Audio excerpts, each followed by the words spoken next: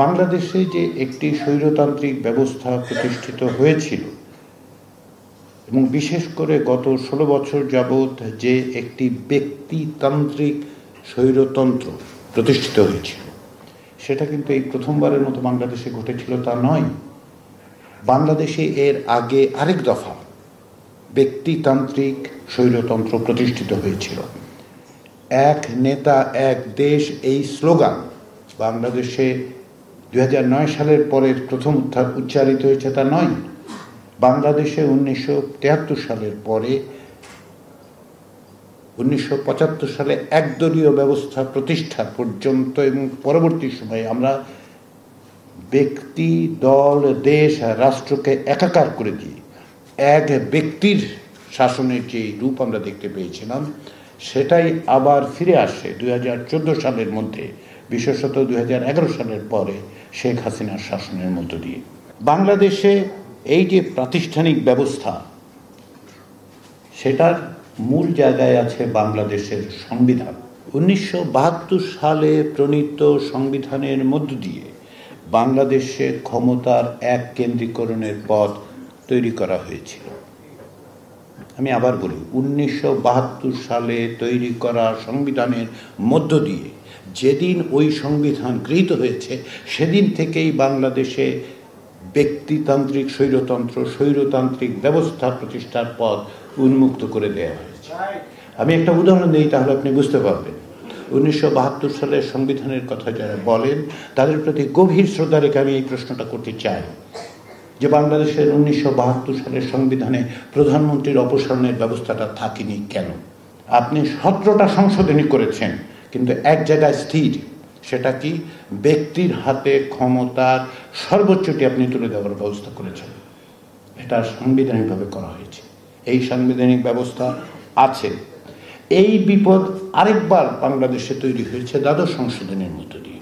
যখন 1990 সালের গণ অভ্যুত্থানের মধ্য দিয়ে বাংলাদেশে গণতান্ত্রিক ব্যবস্থা প্রতিষ্ঠার সম্ভাবনা তৈরি হয়, তখন বাংলাদেশের দুটো প্রধান রাজনৈতিক দল সংসদে বসে যেই সংশোধনীকে পাশ করেছিলেন, এবং বাংলাদেশে অধিকাংশ সংবিধান সংশোধনী পাশ হয়েছে একদল দ্বারা, দুই দল একসঙ্গে একত্রিত একমত হতে পারেনি।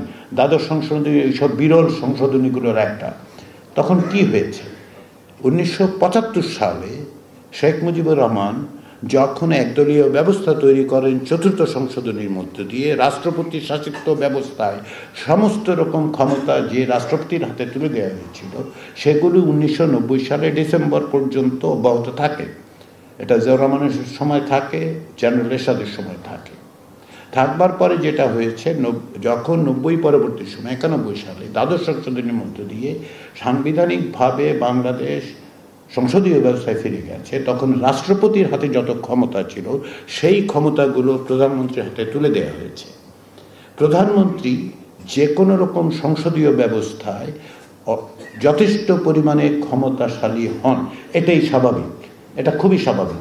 কিন্তু বাংলাদেশের ক্ষেত্রে বিপদটা তৈরি হলো যখন রাষ্ট্রপতির হাতের অভাবনীয় ক্ষমতা, সেই ক্ষমতা কার্যত প্রধানমন্ত্রীর হাতে আপনি তুলে দিলেন। তাহলে প্রধানমন্ত্রী কি হলেন?